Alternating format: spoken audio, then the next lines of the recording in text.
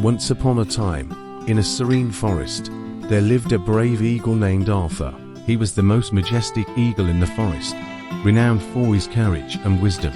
Whenever the forest animals faced challenges or dangers, they always sought Arthur's assistance. Arthur's nest was perched high atop a towering tree, allowing him to oversee the entire forest and protect its peace. He possessed sharp eyes that could spot even the tiniest details and strong wings that allowed him to soar through the skies. However, most importantly, he had a fearless heart that never backed down. One day, a dreadful piece of news spread throughout the forest. A fierce and menacing bear named Glenn had appeared on the forest's outskirts, terrorizing the innocent creatures. Glenn was a ruthless predator, and his presence brought fear and unease. Other animals felt helpless, unsure of how to confront this menace. Upon hearing this news, Arthur decided to face this threat head-on. He knew it was a perilous mission, but he also understood that allowing Glenn to continue his rampage was not an option. So, Arthur spread his mighty wings and soared towards the forest's edge. When Arthur arrived, he beheld Glenn's massive form as he threatened a group of defenseless animals, his jaws stained with blood.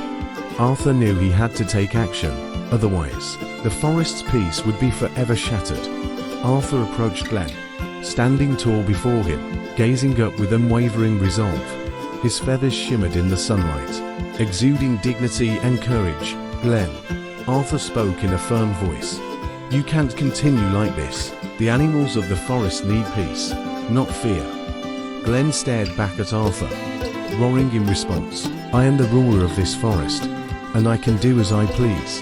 Arthur realized that he needed to use wisdom to resolve this issue. He proposed, "Glenn, if you stop harming other animals, we can help you find food, so you won't go hungry. You don't have to resort to violence to solve your problems."